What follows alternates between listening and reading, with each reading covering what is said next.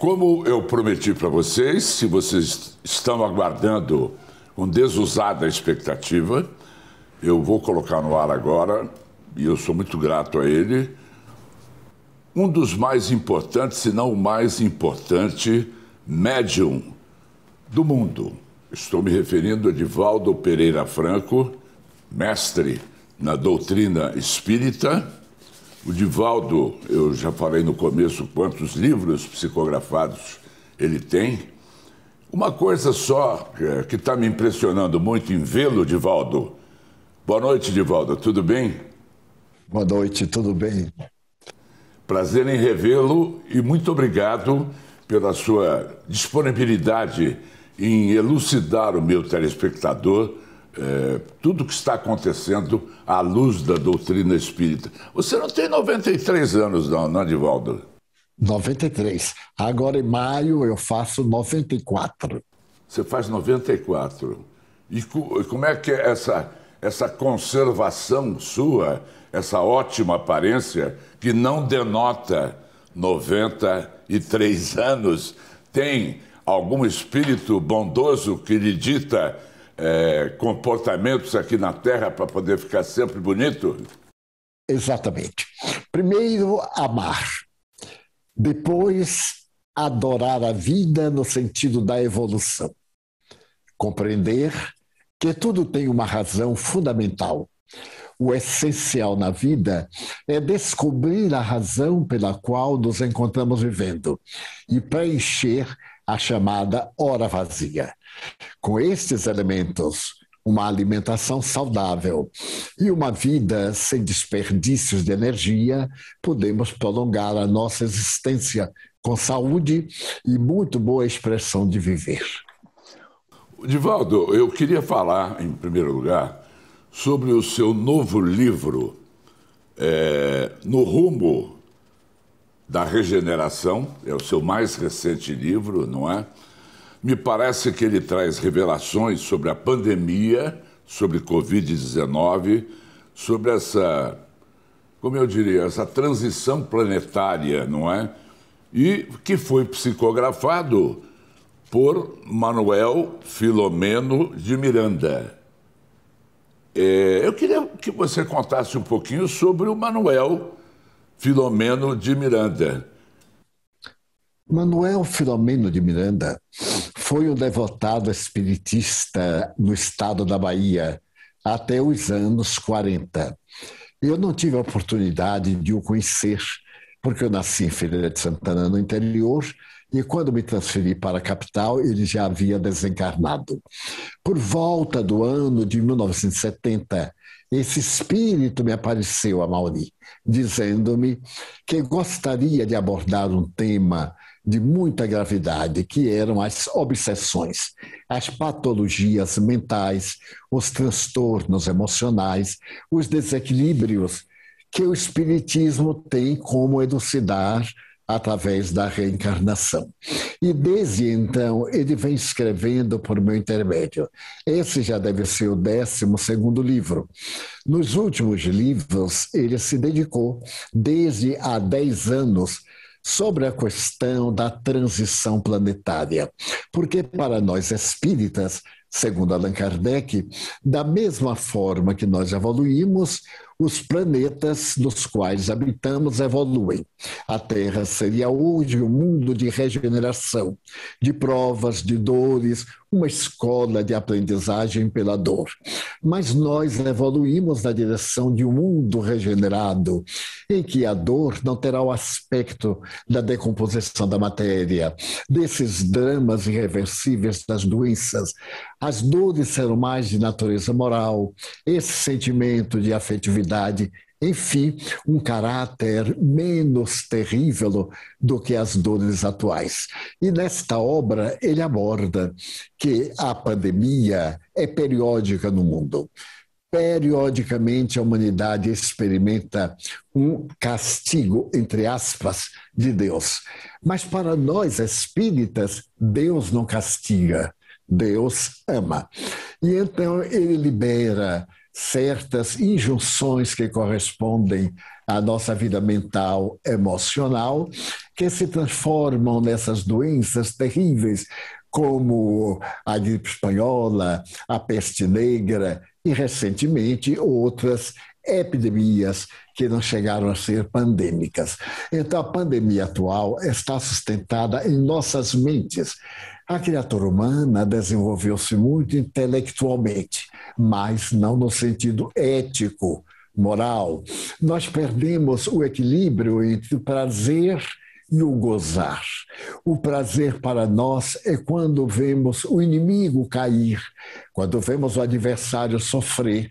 E isso são transtornos de emotividade. Nós não deveríamos ter inimigos. Eu, por exemplo, nessa idade, não sou inimigo de ninguém. Para mim, o sentido da vida suplanta o egoísmo.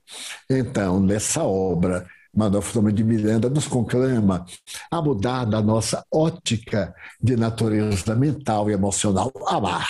Se alguém não gosta de mim, o problema é dele. Mas quando eu não gosto de alguém, o problema é meu. Então nós temos a epidemia orgânica e a epidemia moral. Quando nós vemos o desrespeito de algumas autoridades, de algumas pessoas, a desconsideração pelas leis. Então, nosso desenvolvimento foi somente de natureza industrial, intelectual, este desenvolvimento de ponta, mas ainda matamos, ainda criamos situações embaraçosas. E essa falta de ética, de sentimentos de dever, que produzem esses estados patológicos, epidêmicos e pandêmicos que nós estamos vivendo. Esse é o novo livro de Valdo Pereira Franco, que aborda a pandemia, que aborda a Covid-19, esses aspectos, não é, que você já nos adiantou. Ele traz informações para as famílias que perderam seus entes queridos aos milhões. Exatamente, porque há uma proposta de, renovando-se interiormente, o indivíduo muda de faixas vibratórias. Nós vivemos no universo de ondas, de vibrações, de pensamentos, como dizia Albert Einstein. Se nós estivermos em pensamentos muito vulgares, sem sentido de dignificação da vida, nós sintonizamos com o mundo espiritual também de baixa elevação. Nós vitalizamos com o pensamento esses vírus que estão muitas vezes adormecidos na própria criatura humana. A AIDS, por exemplo, sempre existiu o seu vírus. Ele estava inoculado no macaco verde da África, passou para o corpo humano, passou para a sociedade e, através do sêmen sexual, nós tivemos essa pandemia que ainda não terminou. Mas se nós mudarmos o nosso comportamento mental, as nossas atitudes e tivermos cuidados de asepsia, não somente física, mas também emocional, nós combateremos os vírus. No caso do Covid, se nós procurarmos manter aquilo que estabelece a Organização Mundial de Saúde como prevenção, evitando os contágios e, naturalmente, procurando compreender que o contágio é inevitável. Se nós usamos ou não usamos máscara, procuremos evitar que haja um contágio com outrem. A máscara impede, não impede 100%, mas impede 90% e tanto. Pelo hábito que nós temos de levar a mão à boca, ao nariz, aos olhos, e podemos estar com a mão infectada ou esse contágio direto através do hálito. Então, Deus também permite que nós temos os grandes mecanismos. Agora, as vacinas, que ocorre? Com as vacinas ficamos atormentados. Uma hora servem, outra hora não servem. A imprensa e os órgãos de divulgação atordoam-nos. As opiniões de cientistas confundem-nos, mas todos somos unânimes que, através do amor, do respeito pelo outro e da vida digna, nós podemos ficar imunizados a todos os males. Chico Xavier falava de uma database. Era uma previsão do Chico chamada de database, que seria o que nós estamos vendo, ou essa pandemia pode ser alinhada com todas as demais já citadas? Essa previsão profética de Chico Xavier é impressionante. Porquanto ele previu, houve um encontro com o Espírito Emmanuel, o seu guia, e ele previu que a sociedade passaria por grandes catástrofes e anunciou-as. Eu próprio pensava que uma das catástrofes seria uma guerra nuclear, terrível. No entanto, veio uma guerra muito pior. O vírus fez a sociedade do mundo parar. É algo de estarrecer. Como uma micropartícula quase pode envolver a humanidade toda, atingir ricos e pobres, nobres e plebeus, sábios e ignorantes, porque este vírus, com as suas mutações, é profundamente perturbador. Cada vez ele modifica de estrutura. Então, provavelmente, digo provavelmente, a vacina que foi elaborada para ele no estado de hoje não servirá amanhã, porque ele já mudou de estrutura. Então a divindade conseguiu um meio de nos sacudir e mostrar que a nossa presunção, o nosso poder, são apenas momentos de ilusão egoística. Eu me recordo que Hitler, quando criou o Estado alemão nazista, ele disse que o nazismo duraria 1000 anos, não durou 40. Porque apodreceu dentro de si mesmo. Porque aquilo que chamamos o mal, que é o investimento negativo, só existe o mal porque nós usamos o bem de forma negativa. Sempre o mal cede lugar ao bem, queiramos ou não, porque o universo tem uma ordem. Se eu desequilibro a ordem, eu venho a sofrer os seus efeitos. É a isso que o Espiritismo chama lei de causa e efeito. Todo efeito provém de uma causa, é uma lei da física. Logo, os efeitos morais também devem vir de uma causa moral. Essas pessoas que estão sendo levadas, não é, no Brasil, mais de 300 mil pessoas, são pessoas escolhidas à luz da doutrina espírita? De fato, nós acreditamos que esses que foram vítimas, alguns é do seu processo kármico natural. A morte é um fenômeno inevitável. É uma fatalidade. Nasceu, morre. A forma como vai morrer não é estabelecida. É do nosso livre-arbítrio. Se eu me suicido, se eu provoco um bandido que me mata, se eu sou vítima de um acidente por excesso de velocidade, etc., eu sou um suicida em potencial. Não estava no meu karma aquilo. Mas se eu tenho uma vida correta e me acontecem determinados fatos, como a Covid, eu estou resgatando o erro do passado. Por isso que deveremos sempre buscar a oração. Quando falamos em oração, não se tem ideia exatamente do seu conteúdo terapêutico. O orar não é dizer palavras cabalísticas, é procurar sintonizar com Deus. Há uma fábula de Leon Tolstói muito interessante. Ele passou certo dia pelo campo e encontrou um trabalhador cuidando da terra. Então o sacerdote disse: homem, deixa a enxada e vem comigo ao templo orar. E o homem respondeu: não posso, eu estou arando. Arar é orar. Então, quando nós fazemos qualquer coisa dignificante, estamos orando. Porque em latim, orar seria abrir a boca da alma para expressar os seus sentimentos. Os espíritos me dizem: você tem que esvaziar-se de ego para preencher-se de Deus.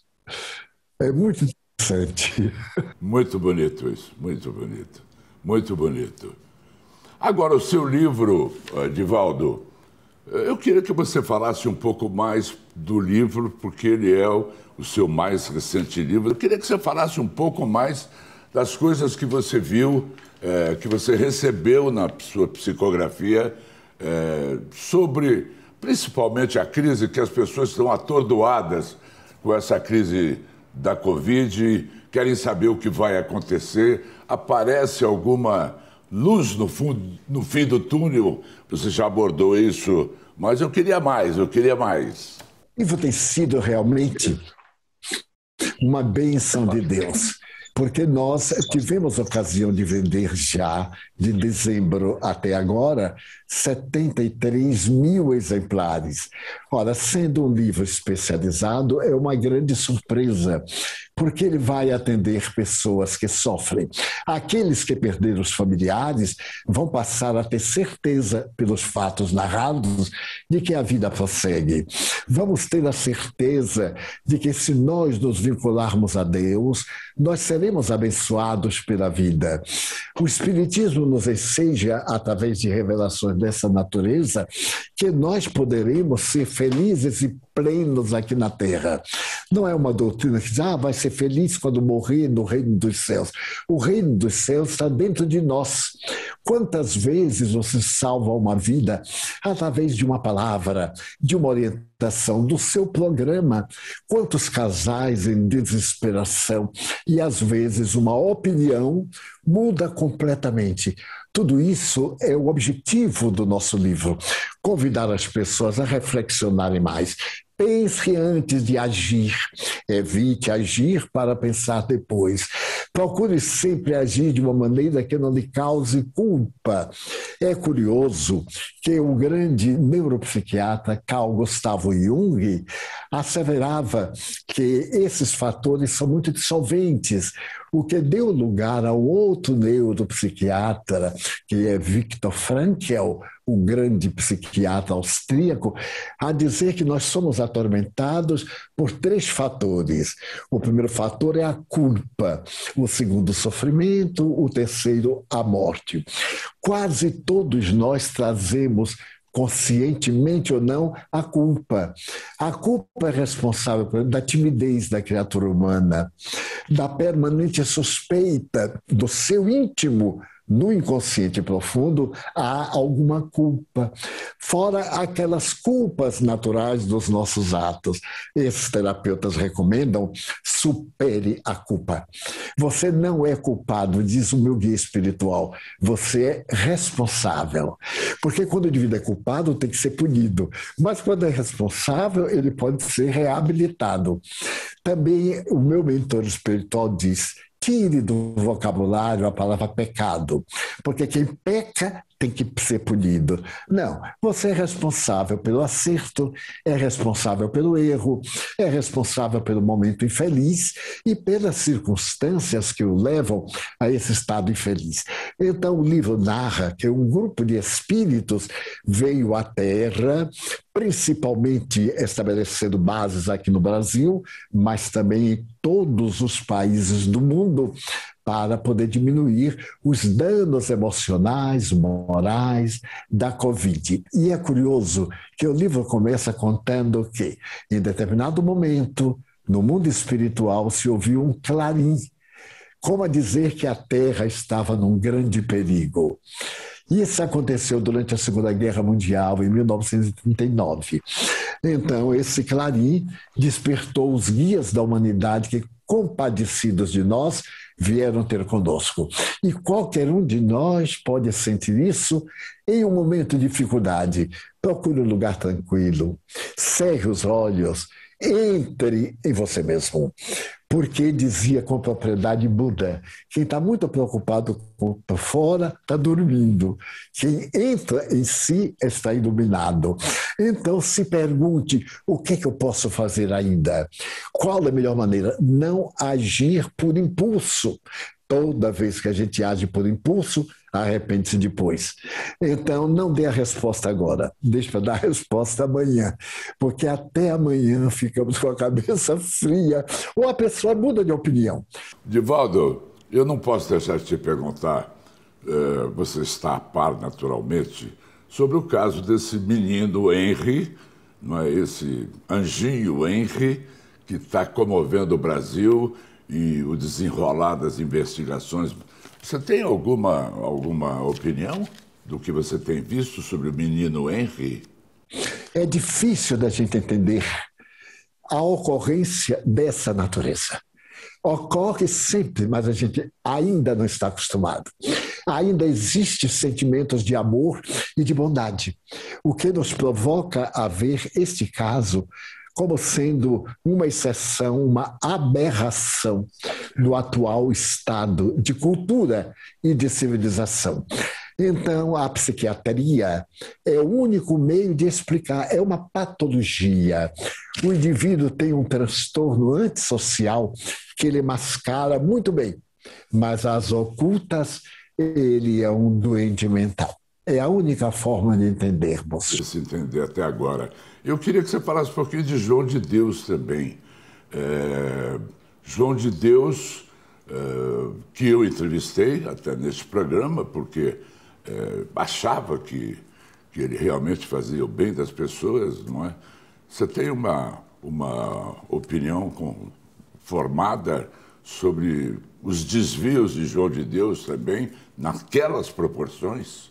A vulgaridade e os crimes que este homem praticou, eu confesso que fiquei aterrado. Porque não é possível, do ponto de vista normal, a pessoa ter uma dupla face. Em determinados momentos era o anjo bom. Ele realmente era médium.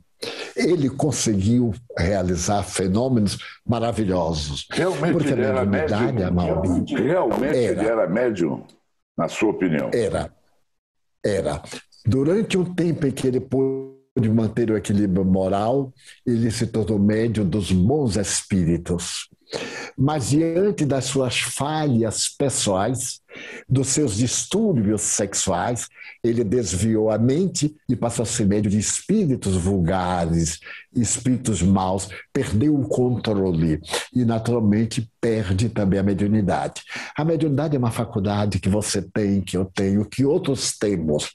Umas pessoas com um campo maior, outras com menos possibilidades, como a inteligência, a memória. Então, o médium tem que encarar essa faculdade como alguém que é dotado de uma boa voz, de qualquer um atributo que merece respeito. Não viver da mediunidade é algo que Deus nos dá de graça e que nós damos de graça por trazer, porque preenche. E o nosso amigo se esqueceu. Quando chegou ao triunfo e achou que era fácil seduzir as almas menos vigilantes, foi escorregando até um abismo que ele próprio não se dava conta. Eu tenho orado por ele e por mim, porque tudo pode acontecer a qualquer um de nós, nunca sabemos. Um dia o espírito Emmanuel disse ao Chico Xavier: se você tem uma viagem de 1000 quilômetros, você só pode dizer graças a Deus depois de atravessar o quilômetro milésimo. Porque pode ser que a 10 metros do ponto final tenha um abismo e não tem ponte. Então não venceu. O Guilherme Velho, que você bem conhece, meu amigo, ele me disse que durante esse isolamento, não é, nós temos visto muitos médiuns recebendo cartas psicografadas pela internet. Nós devemos acreditar em tudo? Aí pergunta o Guilherme, fala, coloque isso para o Divaldo Pereira Franco. Allan Kardec, veja que notável, escreveu esta frase: a mediunidade jamais subirá ao tablado das feiras para ser exibida. Era a expressão do século XIX. Então eu também tenho lido e me espanta esse exibicionismo, porque a mediunidade é um correio sublime que interessa, por exemplo, a mim e a pessoa a quem eu estou atendendo. Por que tornar público? Para a vaidade, para o aplauso, e depois algumas cartas que parecem muito repetidas a outras, e sem uma comprovação. quais aquelas do Chico Xavier.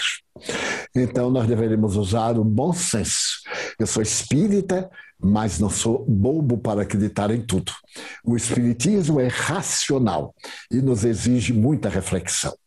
Então, eu sugiro aos nossos caros telespectadores que antes passe pelo crivo da razão. Observe se o médium não teve uma forma de descobrir os dados através da internet, como alguns que já foram desmascarados, se não recebeu informações. Vou ilustrar. Por exemplo, eu vejo anunciado, tal dia, na cidade tal, o médium fulano estará lá e vai receber mensagens. Eu pergunto, como é que ele sabe? E se os espíritos não forem? Porque os espíritos são livres, eles vão quando querem. E nem sempre eles nos atendem. Às vezes, nós necessitamos da inspiração de um guia espiritual e não vem, porque é uma aprovação para nós. O médium não é um privilegiado, é um espírito endividado, resgatando seus erros através do bem que pratica. Então as pessoas escrevem, se inscrevem e dão material para uma pessoa hábil montar a pseudomensagem. E depois ela é fotografada, é aplaudida. Tudo isso é anti-espiritismo.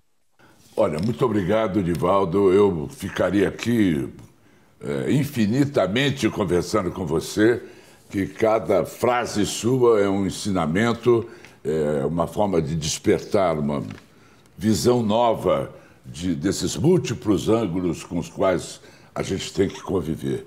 Sou seu fã absoluto, vou ler o seu livro agora com muito mais entusiasmo. Onde pode ser comprado? É Livraria Leal. Livraria Leal, escrevendo aqui para a Mansão do Caminho, nós mandamos o livro. Parabéns pelo seu trabalho da Mansão do Caminho e eu espero merecer sempre oportunidades de colocá-lo para o meu telespectador. Última pergunta, que pode ser com uma resposta concisa. Que tipo de conselho o Divaldo Pereira Franco, se bem que todo o programa foi um conselho, como é que nós devemos nos fortalecer mais para poder suportar os efeitos do Covid-19? Amando e servindo. Nunca se canse, nem se arrependa por ter amado e por ter servido ao seu próximo. Obrigado, Divaldo. Um grande beijo. Sou eu que agradeço. Carinhoso. Obrigado. Obrigado, Malte.